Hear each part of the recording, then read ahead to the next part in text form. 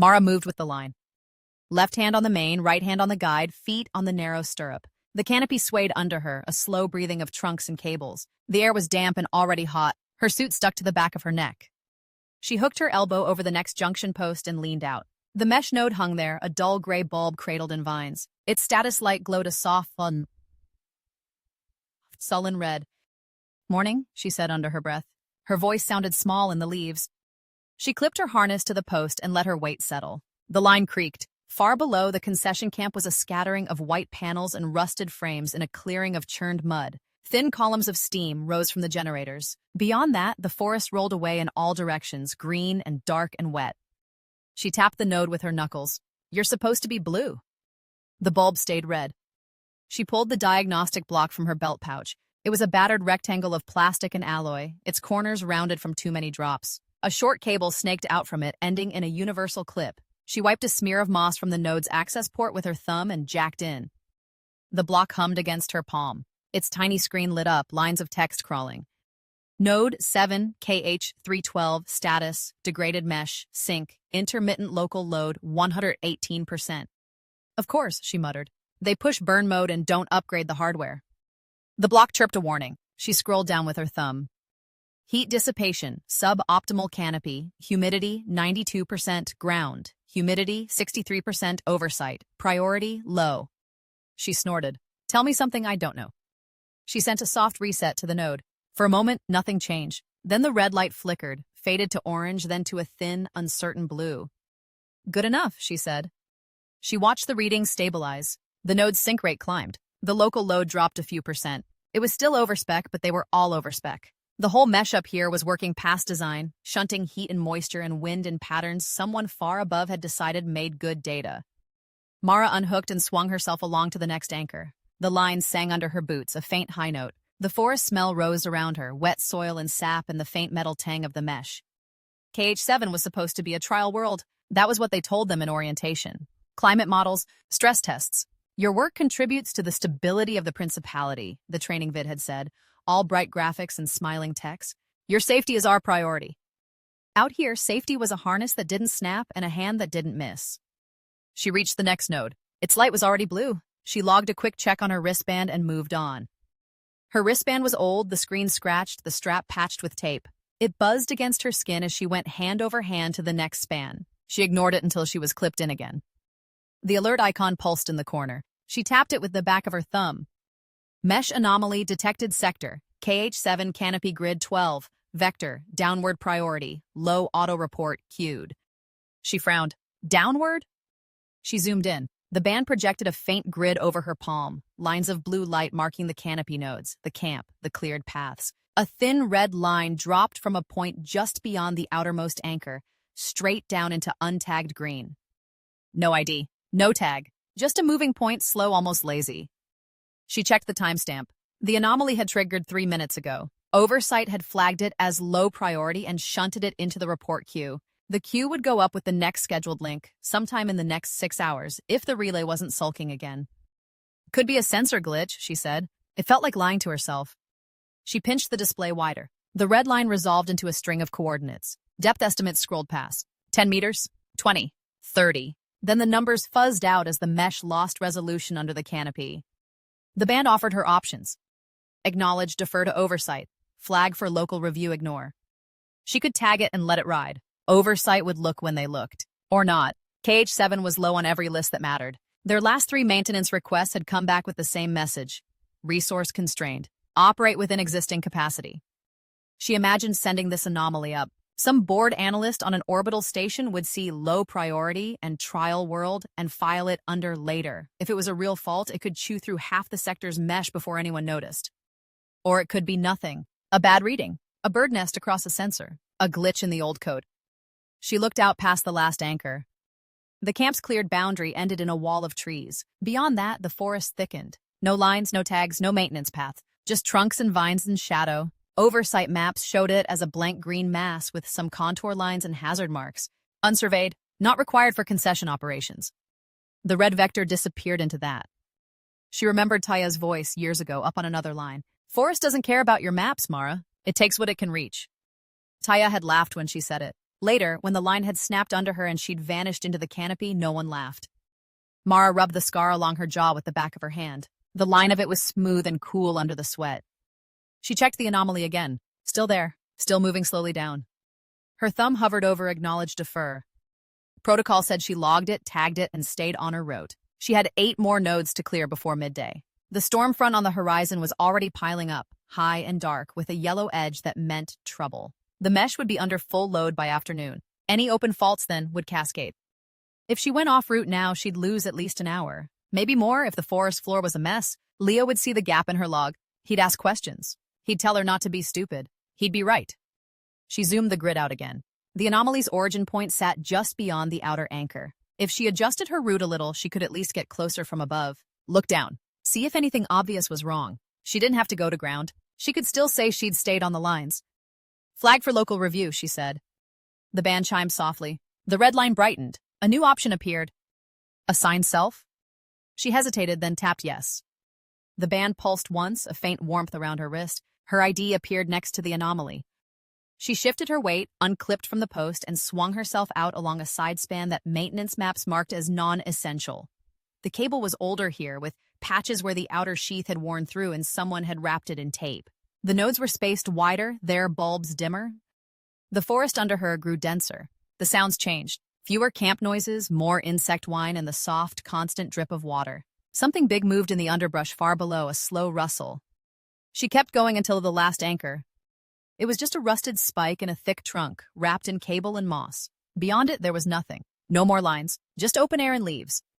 She clipped in and leaned out as far as her harness would let her. The forest dropped away, a well of green. Shafts of light cut through the canopy in narrow beams. She could see glimpses of the ground, dark earth, fallen branches, a flash of standing water.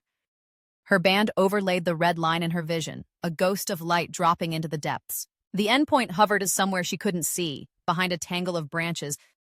The sensible thing was to mark this as visual check inconclusive, send a note to Leo, and move on. She watched the storm front for a moment. The clouds were higher now, boiling up over the distant hills. She watched the red line. It had stopped moving. The depth estimate blinked, then settled on a number she didn't like. Too deep for a root tangle, too straight for a natural sink. Something was down there. Something under the trees, under the soil, pinging the mesh in a way it shouldn't. Mara felt the old familiar tug in her chest. The same one that had pulled her and Taya off-road 100 times before, chasing odd readings and old hardware. The same one that had left Taya in the trees. Stupid, she said quietly. Stupid, stupid. Her hand tightened on the line until her knuckles ached. She opened a new note on her band and tagged it to the anomaly. Local investigation initiated. Solo. Route adjusted. She set the visibility to private. Then she looked down again, measuring branches, gaps, and the angle of the trunk. If I die, she told the red line, I'm going to be very annoyed. She unclipped her safety from the main and hooked it to a lower guideline, one that dipped closer to the canopy. Her harness creaked. The line hummed under new strain. She took a breath, tasted damp leaf and distant ozone, and started down toward the trees. The camp spread out under the sagging mesh like a rusted spine. Prefab huts in 2 rows. The comms mast at one end, the generator shed at the other. Mud beaten flat between them by boots and carts. The jungle pressed close on 3 sides, a wall of dark leaves and rope-thick vines. Mara clipped off the last canopy line and dropped to the ladder, bolted to the mast. Her arms ached. Her palms were damp inside her gloves. The air felt thick and hot, like she was breathing through wet cloth. On the way down, she kept glancing at her wristband. The anomaly flag pulsed in the corner of her display. Vector, still down, still outside the tagged grid. No new data, just the same quiet, steady ping. She stepped off the ladder and into the clearing. The ground squelched under her boots. The smell of hot metal and damp earth hit her at once. Someone had started lunch at the mess. A thin line of smoke drifted up, got caught in the mesh above, and flattened out. Leo stood by the generator shed with a tablet in one hand and a wrench in the other. His shirt was stained dark with sweat down the back. His hair stuck up like he had run his hands through it too many times. You're late, he called without looking up. Node 3 sulking again, she said. Had to kick it. He grunted. You log it? Yeah, she walked over. Got something else, though. That made him look up. His eyes were tired, but they sharpened fast. What kind of something? Anomaly off-grid. Band says lattice hardware. Deep. He frowned at her wristband. We don't have lattice hardware down there. Not on this concession. Just canopy mesh and root probes. I know what we have, she said. This isn't ours. He set the wrench down on the crate beside him. Show me. She flicked the band display around so he could see the trace.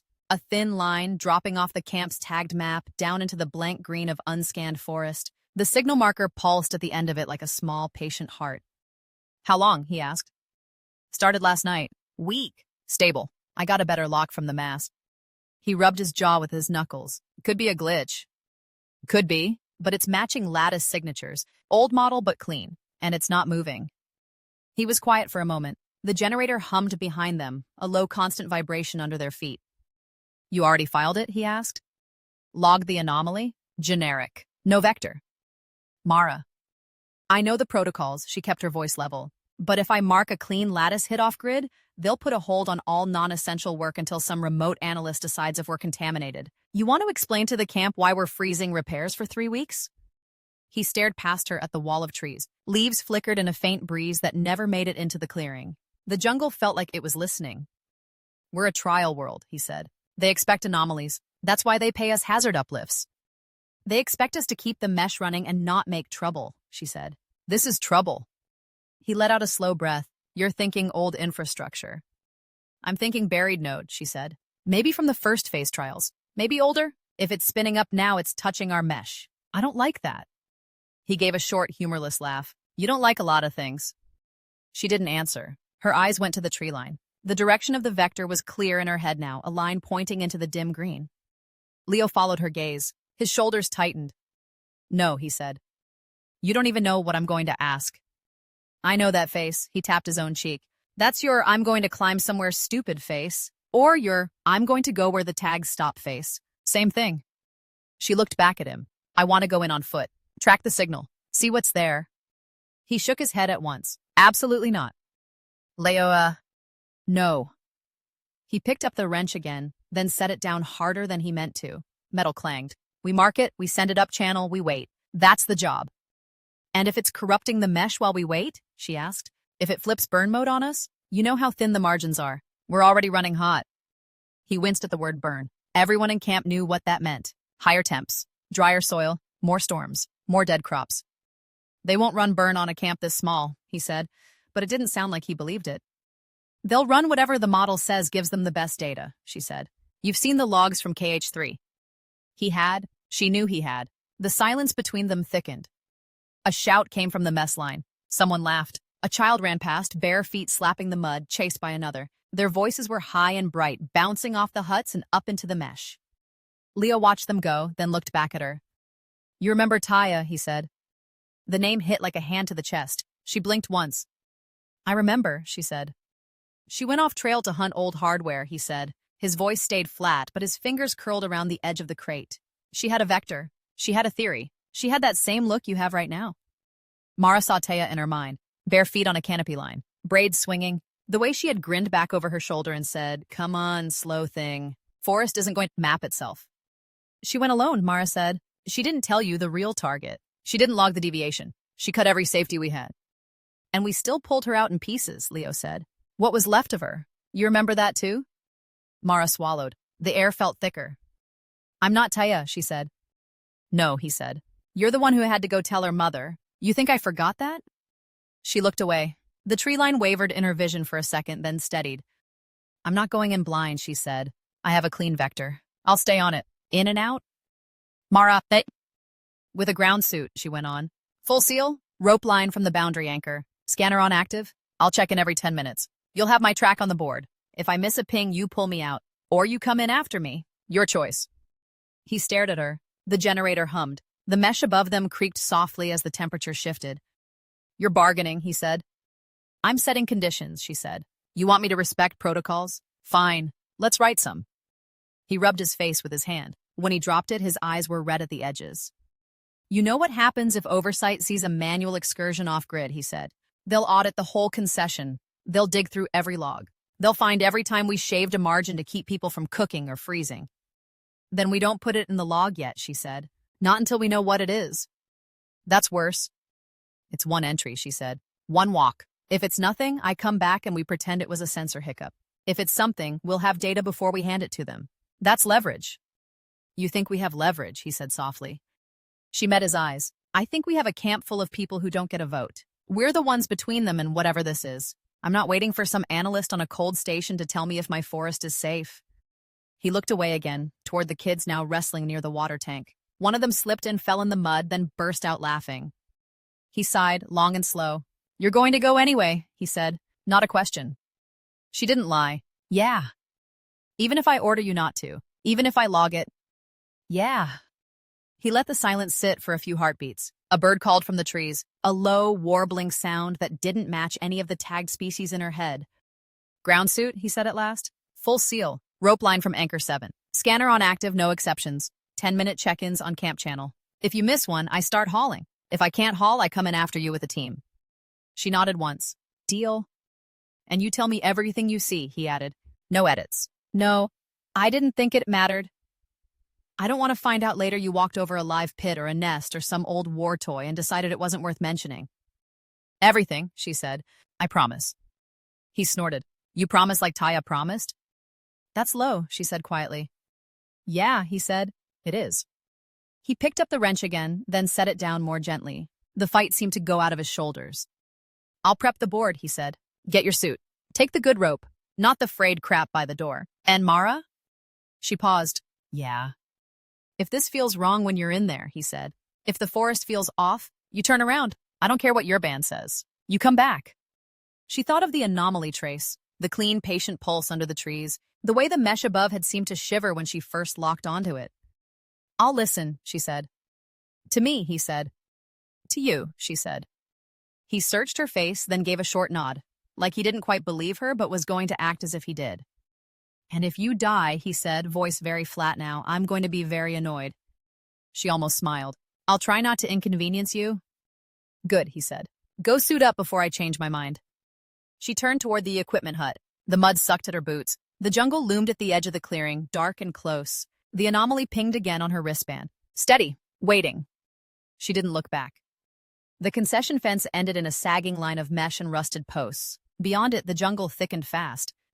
Mara stepped through the cut she and Taya had made years ago. The plastic strands rasped along her suit. She let them fall back into place behind her.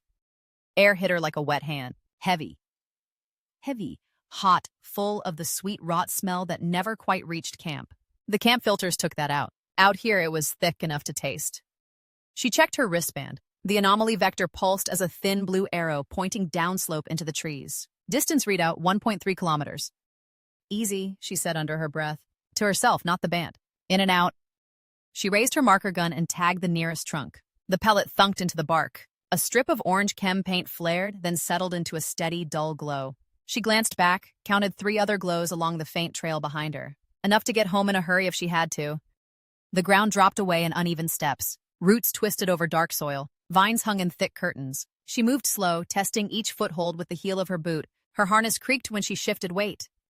In the canopy above, mesh lines were only a pale shimmer between leaves. Out here, the grid never touched the ground. No under canopy nodes. No neat maintenance ladders. Just trees, old and wide, their trunks furred with moss and epiphytes. She tried not to think about Taya's body coming up in pieces from a sinkhole. Rope lines jerking, Leo swearing under his breath. Watch the soil, she muttered. Check for undercut. You know this. Her wristband pinged low. Local weather update. She flicked it open with a thumb. Storm cell forming overhead. Precipitation in 40 minutes. Gust front sooner. Fine, she said. We'll race. She clipped the band back down and pushed on. Her scanner block bumped against her hip with each step hanging from her belt. She unhooked it and powered it up. The field hummed in her hand, a faint tingle along her palm. Mesh interface wideband, she said. Ground penetrating low-res 1 meter depth. Start logging. The block chirped. A shallow cone of blue light fanned out from its underside, more for her benefit than its. It painted roots and fallen branches in pale color. The jungle noise was constant at first. Insects buzzed. Some kind of bird shrieked now and then. Something big crashed away in the underbrush once, far off. She marked a few more trees when the terrain shifted and the direction arrow on her band swung. The arrow pulled her to the right, then down again. She stepped over a fallen trunk slick with fungus. Her boot slid. She caught herself on a branch and felt the bark crumble under her fingers. Stupid, she said, breath short. Slow down. She paused, leaning against the tree. Sweat ran down her back under the suit. She took a small drink from her pack tube. The water tasted faintly of plastic and iodine. The air cooled a little as she went lower. At first she was glad. Then she noticed it kept cooling. The sweat on her neck started to feel clammy instead of hot. Her breath came out in faint clouds when she exhaled hard. She frowned and checked ambient on her band. It showed 31 degrees, same as camp. She held her bare hand out of the suit glove and turned it, feeling the air. Her skin prickled. The cold wasn't on the band because it wasn't general. It crawled along her arm in patches like stepping through uneven shade. Leo would say, "Turn around now," she said quietly. The forest sounds were thinning. No more shrieks. No rustle of small things in the leaves. The only sound was her own movement and the faint hum of the scanner block. The arrow on her band shortened. 200 meters. 150. The trees around her grew taller, trunks straight, branches high. Less undergrowth. The ground here was bare of leaf litter, as if something had swept it. Dark soil showed, smooth and slightly concave, like a giant hand had pressed down and never lifted. Her boots sank a little with each step. Not swampy, just soft. She slowed again and probed ahead with the toe of her boot before fully committing. The memory of Taya's rope going slack sat behind her teeth. The cold deepened as she walked into the shallow depression. It was like wading into a pool. Her breath puffed white now, clear in front of her face. Her fingers went numb where they gripped the scanner block. The band vibrated once on her wrist. Distance 20 meters, then 10. Then the readout shifted to a simple icon. A blue point, dead ahead. She lifted the scanner block and swept it. The field shimmered over the ground. Data lines crawled up the side of the display. Subsurface density anomaly, it said in its flat voice. Non-organic structure detected it. The display flickered. Error. Signal integrity. The blue cone stuttered and went out. The block in her hand went heavy and dead. No hum, no light. The failure icon glowed red for a second, then faded too. "Come on," she said. She slapped the side with her palm. Nothing. She looked at her wristband. The anomaly icon was still there, still bright. No error codes. It pulsed like a heartbeat. "Of course," she said. Her voice sounded small in the hollow air. She clipped the dead scanner back to her belt and walked the last few meters by the band alone. Each step felt wrong. The ground was too smooth, too level, like poured material under a thin skin of soil. The trees thinned at the center of the depression. Light filtered down in a pale circle. The air there looked different. Not fog exactly, just thicker, like glass. She saw the edge of the slab when she was almost on top of it. The soil broke away in a clean line, revealing something pale and flat underneath. She knelt, ignoring the cold that bit through her suit at the knees. With her gloved hands, she pushed soil back in careful sweeps. It came away too easily, like it wanted to be moved. Underneath was a rectangle of stone, or not stone. The surface was too smooth, too even. No grain, no cracks, just a dull, pale color like old bone. It was about 2 meters long and 1 wide, from what she could see. The edges were sharp and precise. Someone had cut this and laid it here. Then the forest had grown over it. Lines were carved into the surface. Fine, shallow grooves that ran in straight paths, then turned at perfect right angles, then split and joined again. They formed a grid, but not a simple one. Layers on layers. Circuit traces. She knew that pattern from boards and node casings, scaled up until she could have walked one channel with both feet inside it. Between the grooves were symbols, not the camp's standard code. Older, some looked almost like letters, some like numbers, some just shapes. Circles, triangles, little hooked marks. They were worn but not eroded. The material did not take wear the way rock did. As she brushed the last of the soil away from one corner, a faint light ran along the nearest groove. It was bluish, like the mesh glow, but colder. It moved like liquid, chasing itself along the carved path, then fading. Her hand jerked back. Her heart thumped hard in her chest. The air above the slab was colder than anywhere else in the hollow. She could feel it on her face, like standing in front of an open freezer. Frost had formed along the edges of the grooves, a thin white line that smoked faintly. Her breath fogged and drifted down, not up. It curled and vanished when it touched the surface. The anomaly icon on her wristband brightened until it hurt to look at. The band itself felt cold against her skin, colder than metal should in this climate. She swallowed. Her throat felt tight. "This is stupid," she said. "You should log it and go." She imagined Leo's face if she told him she had knelt over a glowing ancient slab in a dead patch of jungle and poked it. He would rub his eyes. He would say her name the way he did when he thought she was about to do something that would get her killed. She stayed where she was. The slab was not just emitting. It was listening. She felt that, sudden and clear, like the drop in pressure before a storm front hits. A sense of attention. Not from above, from below, as if the cold itself had turned its face up to her. Her hand crept toward the surface before she realized she was moving it. She stopped with her fingers a few centimeters above the stone. The cold there was sharp enough to sting. "Mesh lattice," she said softly. Talking helped. "Old trial hardware? Someone buried a node core out here and never logged it?" The grooves pulsed again, faint. Light ran along them in a different pattern this time. Not random, sequenced, like boot code. The dead scanner at her hip stayed dark. Her wristband ticked once against her skin as if something had tapped it from the inside. She thought of the concession camp, the sagging mesh lines, the way the climate never quite stabilized no matter how many nodes she coaxed back into spec. She thought of the anomaly arrow, steady and sure, pointing right here. If this was a node, it was not on their schematics. It was not on any maintenance map she had seen. Someone had built it, used it, then hidden it. The forest around her stayed silent. No insect buzz, no bird calls, just the faint crackle of frost forming and reforming along carved lines. She took a slow breath. The air burned her lungs with cold. "Okay," she whispered. "I see you. Now what are you?" The voice came again, thin and close, like someone talking through her helmet. "Do not move suddenly. The crust is unstable."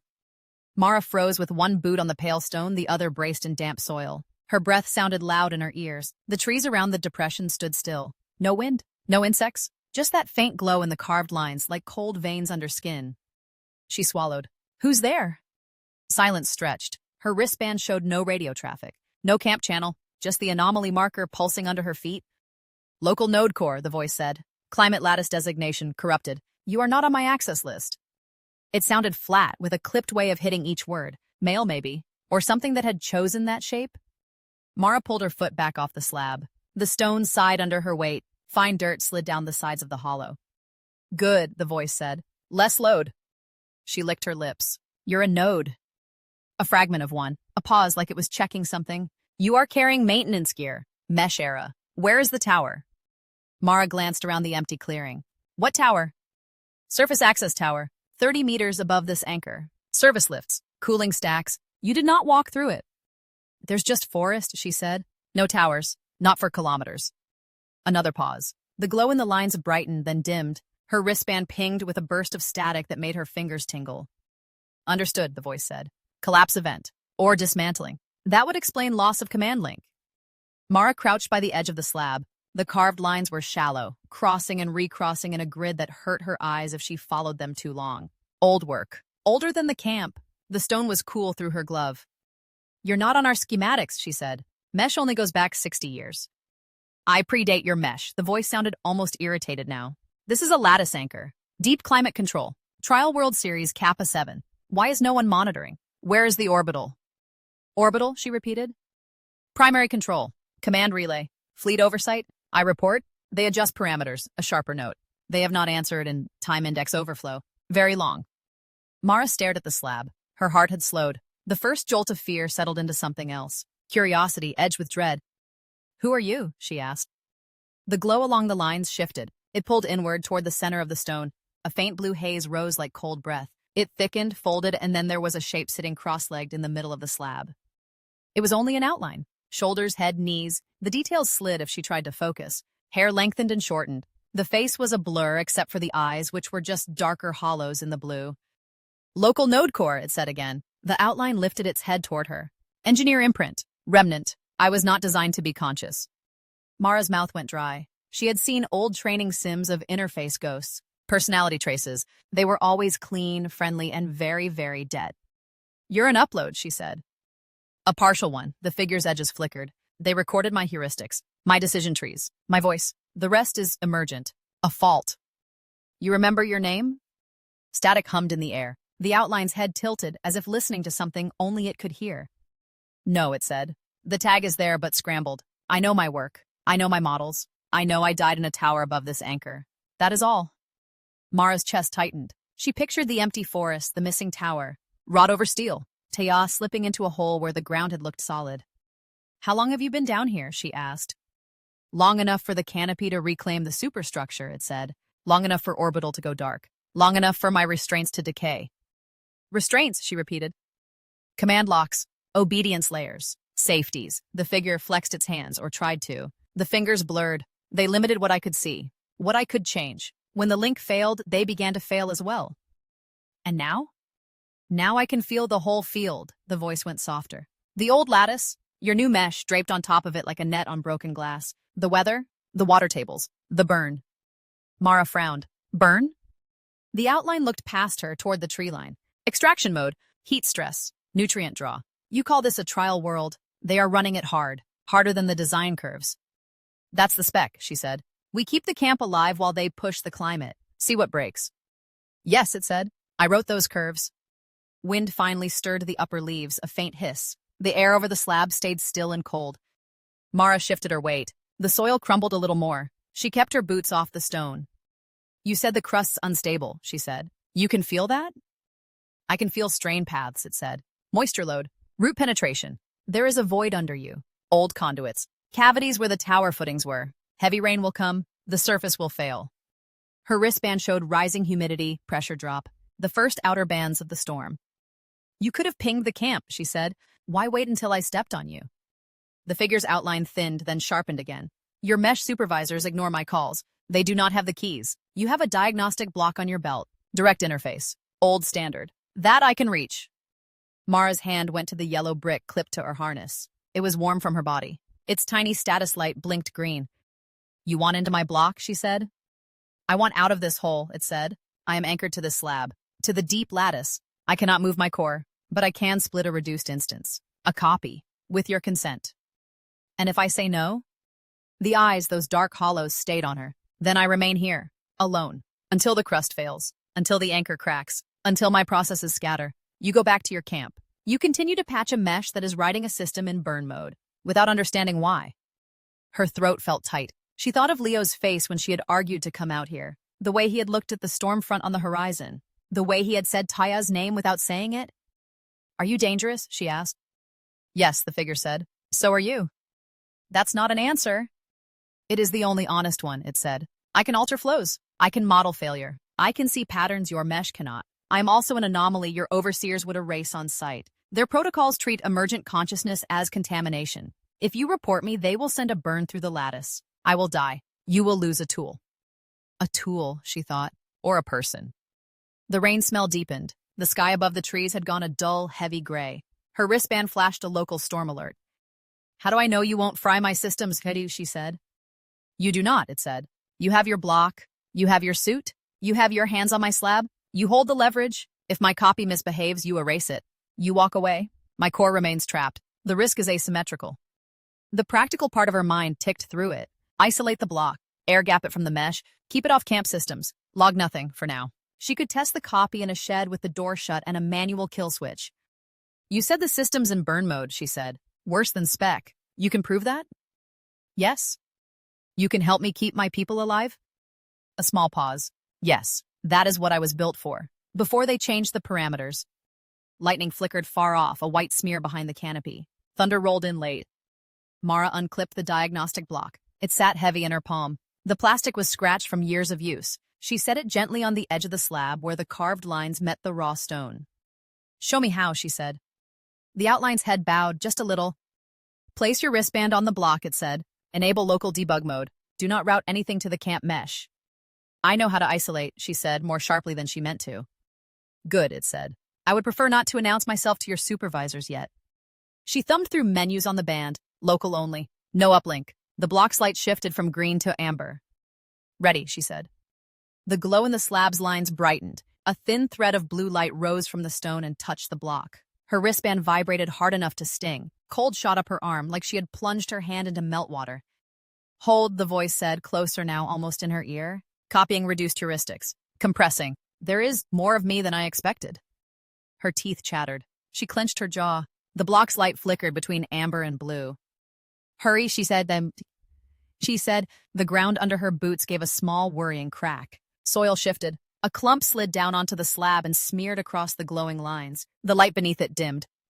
Almost, the voice said. Anchor stable. Copy stable. Links. The cold snapped off. Her wristband went dark, then rebooted itself with a soft chime. The block's light settled on a steady blue. Mara snatched it back from the slab. Her fingers tingled. The outline on the stone had gone thinner, but it was still there, sitting cross-legged, watching her. Done, it said. Its voice now came from two places at once, the air over the slab and a faint echo from the block in her hand. She swallowed. You split yourself. A reduced instance, it said. Enough to talk, enough to see what you show me. My core remains here, anchored. Another rumble of thunder. The first fat drops of rain hit her helmet, ticking like small stones. I have to go, she said. Yes, it said. The slope will not hold under full rain. Do not come back here alone when the ground is saturated. She hesitated. If I don't come back at all? The outline's edges wavered.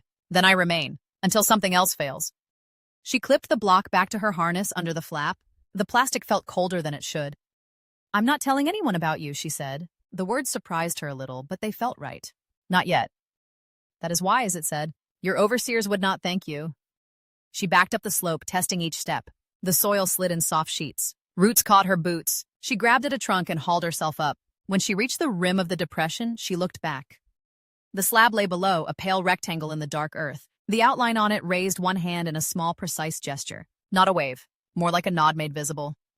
Mara turned and pushed into the trees. The forest swallowed her in green and shadow. Behind her, the hollow waited for the storm. On her belt, the diagnostic block rested against her hip, light pulsing a slow, steady blue. Wind pushed at the canopy above, a long, low roar that came and went. Down in the hollow, it was a dull pressure in Mara's ears. The air felt thicker, charged.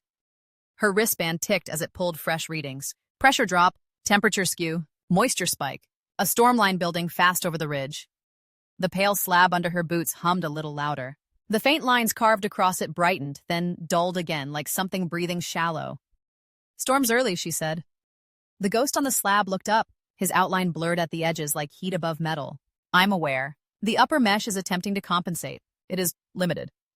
Yeah, that's why I'm out here. She shifted her weight, feeling the soil give a little under one heel.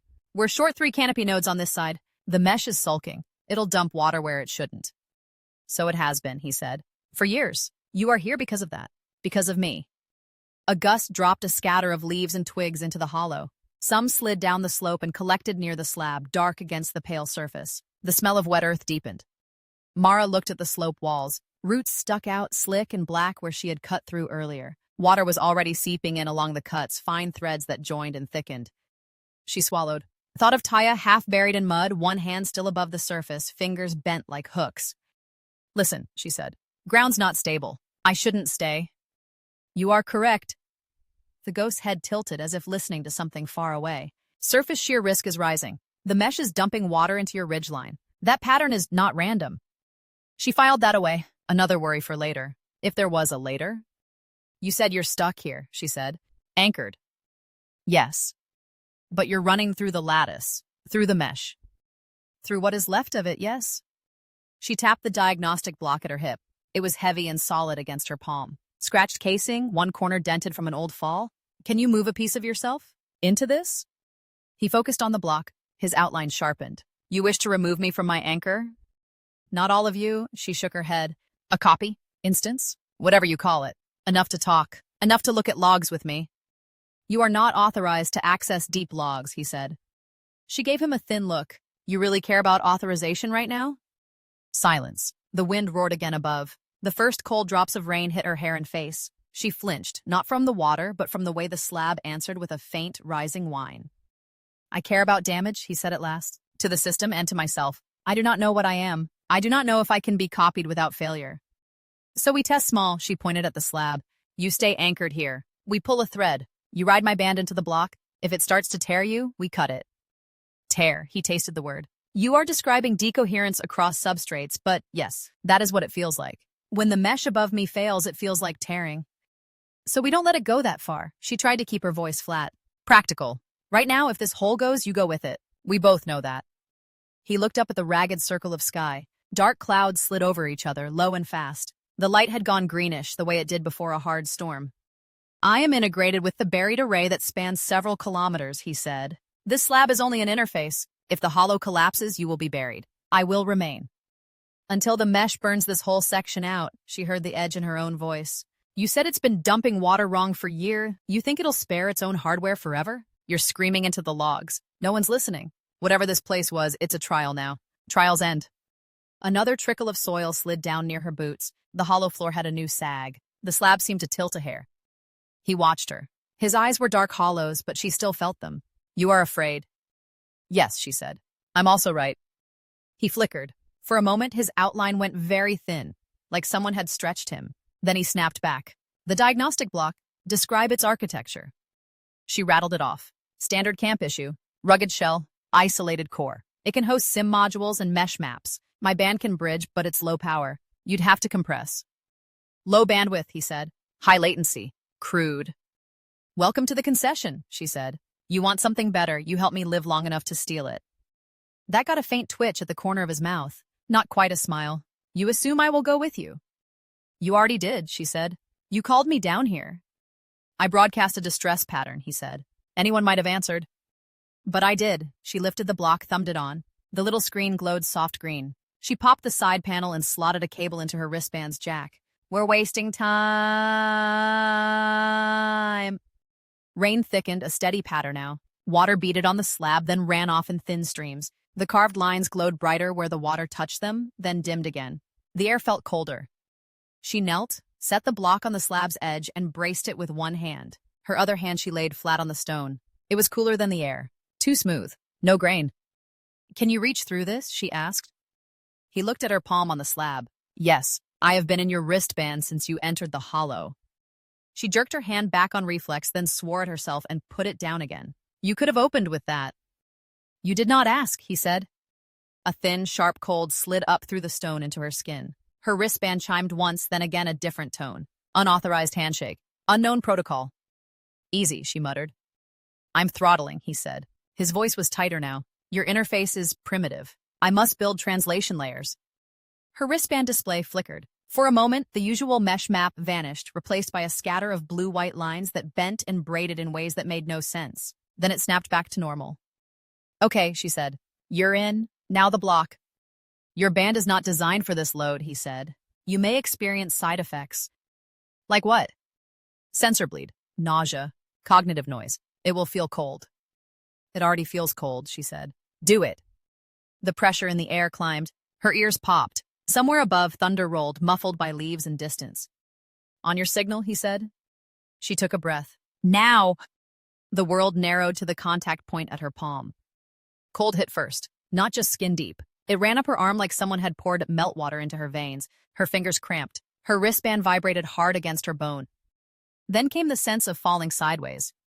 Her vision stayed on the slab, the hollow, the rain. But layered over it, like a second image on old glass, she saw something else. A grid that wasn't a grid. Curved planes of force sliding past each other. Stress maps in pale blue and sickly yellow. A river of numbers she didn't know how to read but somehow understood as strain, load, failure, risk. The forest around the hollow was no longer just trunks and leaves. It was a set of vectors, heat flows, moisture plumes. The camp far behind her was a knot of pale light in a dull field. Above, the mesh was a sagging net, bright at some nodes, dark at others, pulled out of shape by invisible weights. Her stomach lurched. She tasted metal. Stop, she gasped. Slow down. The cold eased a fraction. The extra image faded, then flickered back, dimmer. Your neural patterns are more plastic than expected, Ghost said. His voice was in her ears and also inside the pressure behind her eyes. You are in training to my data structures. Feels like a hangover and a fall at the same time, she said. Her teeth chattered once. How are you? Stretched, he said. This is unpleasant. She felt it then, not as pain, but as tension. A pull from the slab up through her arm into the band, then out along the cable into the block. Like a rope drawn taut over too many pulleys. If it starts to tear, she said, you cut it. Promise me. Silence for half a heartbeat. Rain drummed on her shoulders. Another trickle of soil slid down, this time carrying a small rock that clinked off the slab. I will attempt to preserve coherence, he said. But understand, if I cut too early, the instance in your block may be non-functional. If I cut too late, both may degrade. Welcome to field work, she said through clenched teeth. We never get clean options. The block's screen flashed, then filled with static. Lines of text crawled up, too fast to read. The casing under her hand went icy. Transfer at 12%, he said. His voice had a rough edge now. 16, 21. Compression artifacts rising.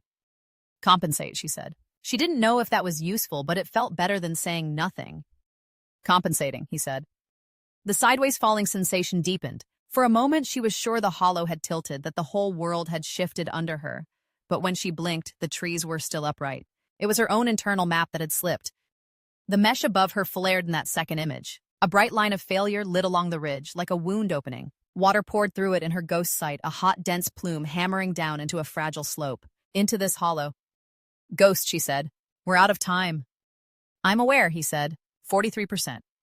The ground shuddered. A low, grinding sound rolled through the soil. On the far side of the hollow, a section of wall slumped and slid, roots tearing with wet pops. Mud fanned out, stopping just short of the slab. Her heart kicked hard. Cut it if you have to. I'm not dying down here. You are very insistent on that point, he said. 58%. The cold became a spike. It drove up behind her eyes. She bit the inside of her cheek and tasted blood. The second image of the mesh flickered, then steadied. She saw paths in it now. Routes of least resistance. Weak seams. 71, he said. 79. Structural integrity of anchor is...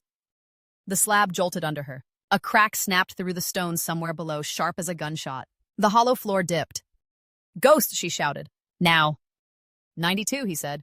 That will suffice. The tension in her arm snapped like a cut line. The cold vanished so fast it left heat behind, a burning ache in her fingers and wrist. She pitched forward, caught herself on her hands. The block slid, but her elbow pinned it. Mud splashed up her legs. The second image of the mesh dropped out. The world shrank back to rain, stone, soil, her own ragged breathing. Her wristband chimed once, a clean, soft tone. Connection established. Mara, he said. His voice came from the block now, thin but there. She let out a breath she hadn't known she was holding. You made it. I'm diminished, he said. Compressed, but functional. Another section of the hollow wall gave way with a wet roar. Mud and roots rushed down, slamming against the slab's far edge. The stone shuddered but held. Good, she said. She yanked the cable out of her band, snapped the block's panel shut, and clipped it hard to her harness. We're leaving. She scrambled up the nearest side, boots slipping in the wet soil. For a second she slid back, heart hammering, then her fingers found a root that held. She pulled herself up, every muscle shaking. At the rim she paused and looked back down. The slab was half buried now, one end hidden under fresh earth and torn roots. The glowing lines were dimmer, buried under mud and water. Can you still feel your anchor? She asked, breathing hard. Yes, Ghost said. It is quieter, but it is there. Then hang on, she said. I'll come back when this settles. That is not advisable, he said. Nothing about this is advisable. She pushed herself over the lip and into the trees. Rain hit her full in the face. The forest was loud again. Wind, water, creaking wood. She marked a trunk with her knife, the cut bright against the dark bark, then started back toward camp at a trot, one hand pressed to the block at her side, feeling its cold through the suit. Behind her, the hollow groaned and slid. The first jolt hit as she got her boot on the first root. It was like the ground flinched. The slab shuddered under her feet. Fine dust jumped in a ring around Ghost's faint outline. Now, he said. His voice came from the diagnostic block at her belt and from the air, both at once. Up, left, that root. She didn't argue. She grabbed the thick, knotted root he pointed at and hauled herself up the side of the hollow. Soil crumbled under her other hand. The air had changed. It tasted like metal and wet clay. The first heavy drops of rain hit her shoulders. The hollow's wall gave way where she had just been standing. Earth slumped down in a slow, ugly slide, covering half the slab. The glowing lines dulled where the dirt touched them. Faster, Ghost said. Surface shear increasing. Yeah, she muttered, breath short. Her fingers found the next root. She pulled, boots scrabbling for purchase. The slope was steeper than it had seemed on the way down. Mud slicked under her. Rain came harder, drumming on leaves overhead. Another tremor rolled through the hollow. The far side cracked with a muffled snap. A sheet of soil and roots tore free and dropped, slamming into the slab. The sound was a deep, choking thud. Mara didn't look back. Her right hand locked around a root that felt solid and old. She shifted her weight, found a foothold, and pushed. Her shoulders burned. Her harness bit into her ribs. Hold 3 seconds, Ghost said. Then move. I will tell you when. How do you... Root tension. Water load. Move. Now. She moved. The root under her left boot slipped, but her weight was already going forward. She lunged, caught a low branch, and swung herself up over the lip of the hollow as another section of wall slid away behind her. For a second, she lay flat on the forest floor, cheek pressed to damp leaf litter. The rain was a solid curtain now. Trees shook with the force of it. Lightning flickered through the canopy, white and harsh.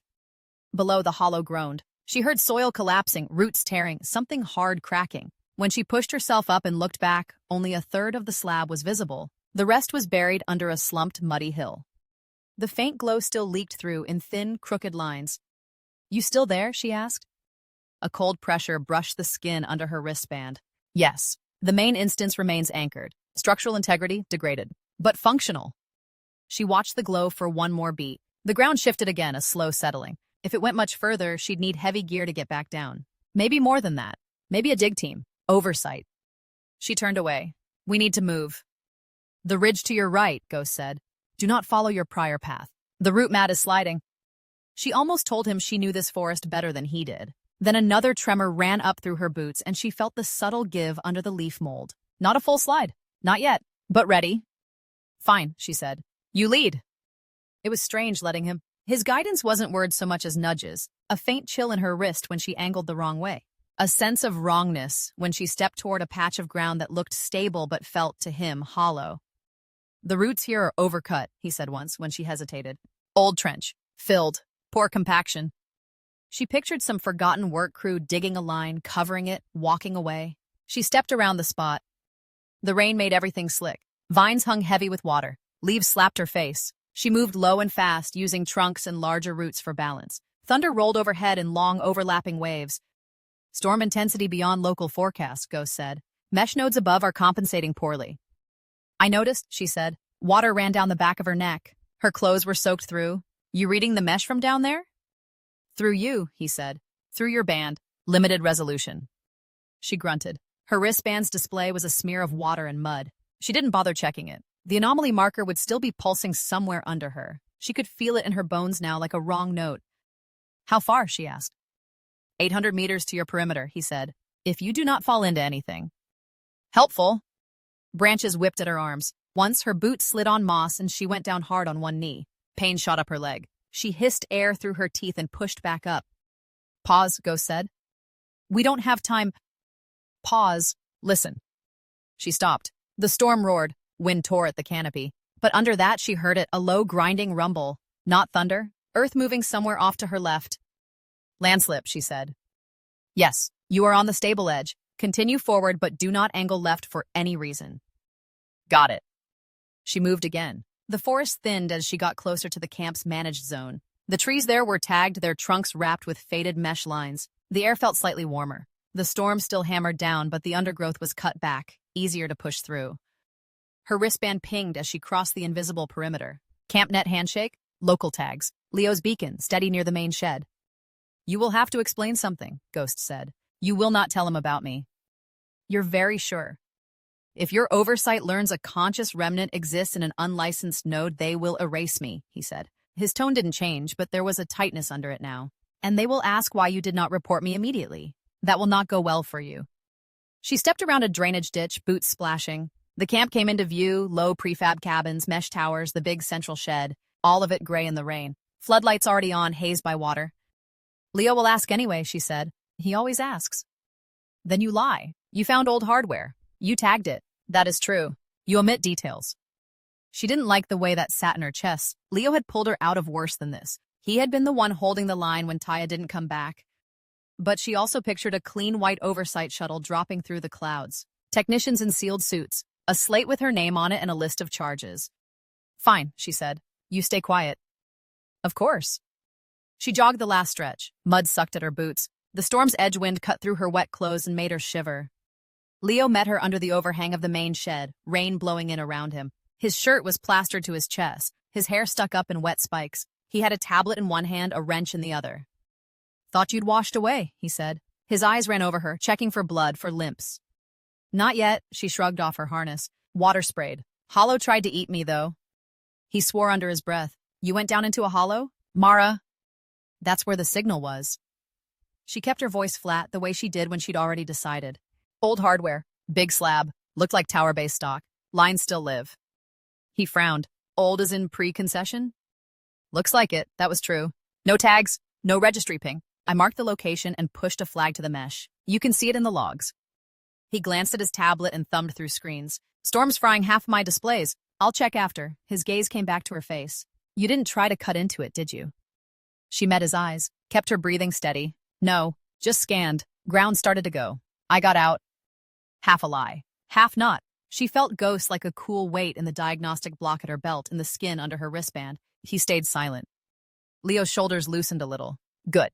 We log it. We let oversight decide if they want to send someone. We do not touch untagged legacy in a storm, Mara." "I heard the safety lecture," she said. "Hollow's half collapsed now. They'll need a dig crew if they care that much." "Which means they'll complain about cost and leave it until next cycle." He shook his head. "You're sure it's not leaking anything nasty? Rad, chems, weird fields that make your teeth hum?"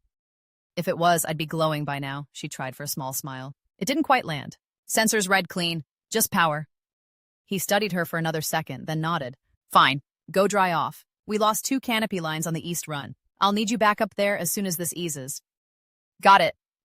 She turned toward her cabin. The rain had eased from hammering to a steady, heavy fall. Mud squelched under her boots. Her muscles were starting to stiffen now that she'd stopped moving. "You are a poor liar," Ghost said quietly against her wrist.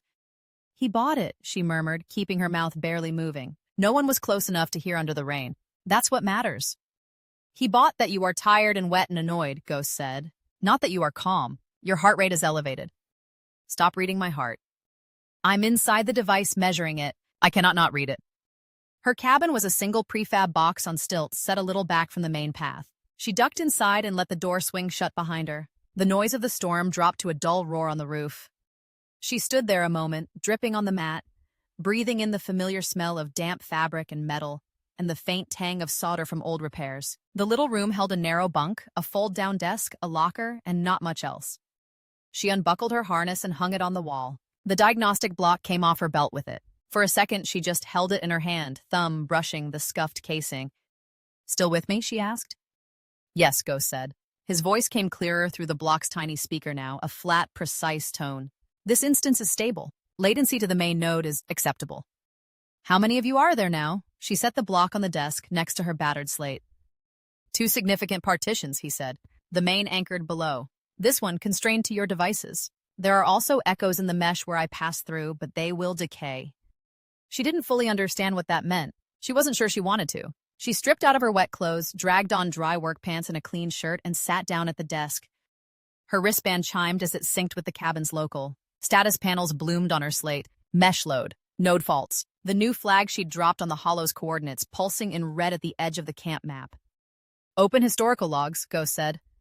"You're bossy for a dead guy," she said, but her fingers were already moving. She pulled up the archive menu. "What are we looking for?"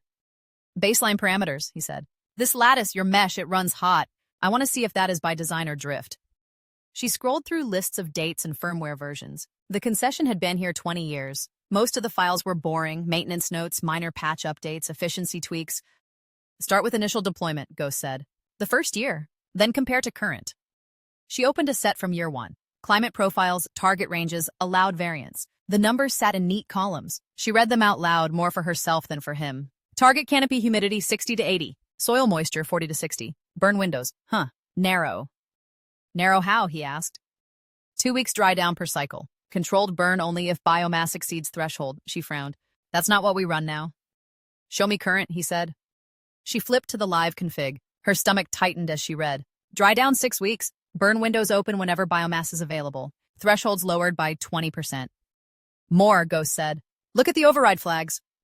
She dug deeper. There it was. A set of signed overrides from 5 years back. Burn mode widened. Regrowth damping increased. Notes attached in corporate shorthand. Resource extraction optimization. Trial stress test.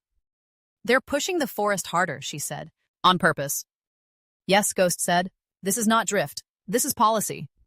She leaned back in the chair. The storm boomed overhead. The mesh status panels on her slate flickered as nodes fought to keep up with the sudden cooling. "We're a trial world," she said slowly. "They're testing how far they can push without collapse." "And without revolt," Ghost said. "Do your people complain?"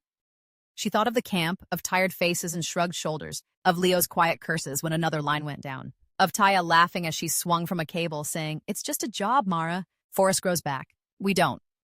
"Some," she said. "Not enough."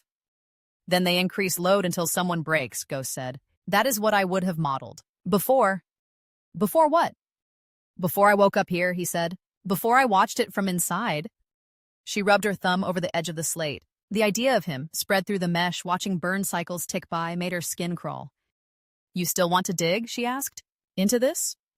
"Yes," he said. "These parameters are a local instance of a larger design. I recognize the structure. If we find the original spec, we may find why I exist at all." "And what they're doing to us," she said. "And what they are doing to you," he agreed. She sat there a moment longer, listening to the storm and the soft hum of the slate. Leo thought she had just found a dead slab. Oversight thought this was a simple trial world. She knew better now, or at least she knew enough to be afraid. "Fine," she said. "We read. We don't touch anything live without a plan, and you don't talk to anyone but me." "Agreed," Ghost said. "Open the firmware archive. We will start with version 0.